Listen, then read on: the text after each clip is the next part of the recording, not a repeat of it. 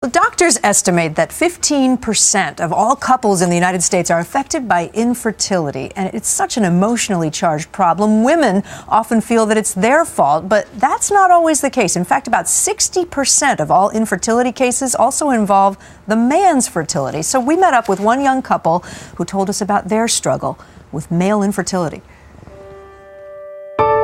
31-year-old Jay and Kelly Liner were high school sweethearts, got married right after college, and decided to start a family at the age of 26. Well, I was one of those little girls that had a baby doll clutched in her hands from the very beginning. I've, always known that I wanted to be a mother, always. But by the time we were 28 and we had no baby yet, we never got pregnant, and the friends that we had those kind of visions with, were already on to their second child by then. There must be something wrong. Kelly assumed she was the one with the problem, but her fertility turned out to be normal, so Jay got tested. My sperm count was about 5 million, which sounds like, I'm like, that's a lot, 5 million, but when the doctor told us, it needs to be more in the 100 million range.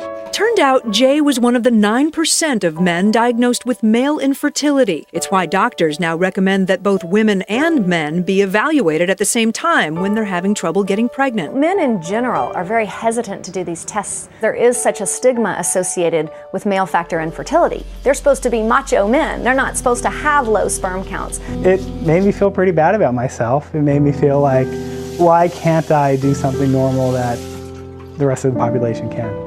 Besides genetic causes, there are underlying medical conditions that can lead to male infertility, but there are also ways to get around it.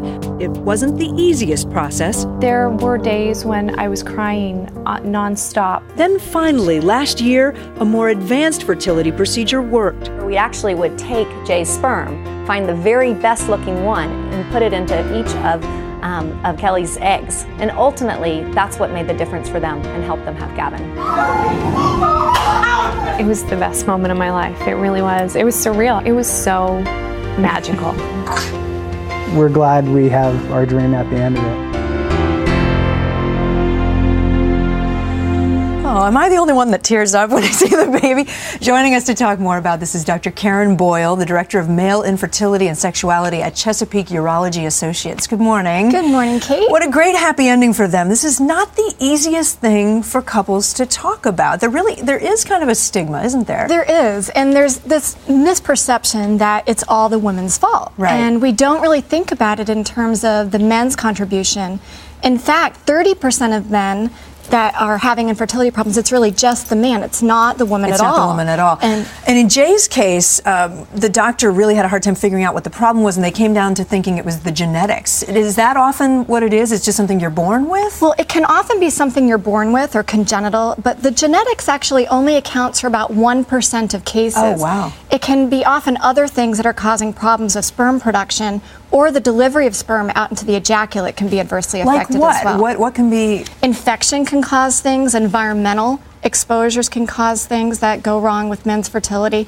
Often we don't know. It can also be things like varicose veins or varicoceles in the scrotum, heat-related injuries, things like that. So that's why it's so important for men to get evaluated. Women tend to lose their fertility as they get older. Is that the case with men too? Well, not so much. Not so much. A man's biological clock runs a bit slower than a woman's and is not as exact. So men don't have that 35 age cutoff past which we know sperm parameters decline. But we do know that sperm quality does decline with age. In fact, men after the age of 30 will lose about 1% of their testosterone a year.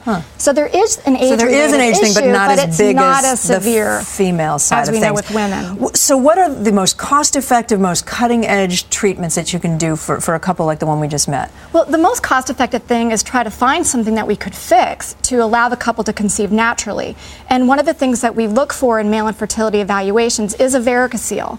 And that can exist in up to 40% of men with infertility. And when we fix it, we can avoid assisted reproductive technologies. We can also do microsurgery to try to find sperm and move on to intrauterine insemination, IUI, which is taking ejaculated sperm, putting it into a woman's uterus, or in vitro fertilization like this couple had, where you take sperm and actually inject it into the egg with ICSI, or intracytoplasmic sperm injection. So there are all these technologies. Lots of big words. I know, there are all these technologies, but there are great treatments, yes. And what would you say to guys who are at that stage in their life where they're trying to have children? Are there tips, are there things you can do to boost your fertility? Well, the first thing is, like anything, be healthy, eat well, exercise, and the reason for this is that men with body mass indexes over 25 will have a 20% more likelihood of having infertility. And men that are obese will have a 3 times more likelihood of having low sperm count. So be healthy and take your vitamins. Take your vitamins. And we got to explain less is more. All right, less is more means that you want to have intercourse every other day while trying to conceive. Although it may be fun to have sex every day, multiple times a day, you're going to reduce your sperm counts. So every other day will optimize fertility potential. I'm looking at all the guys in the room right now. Okay, thanks so much.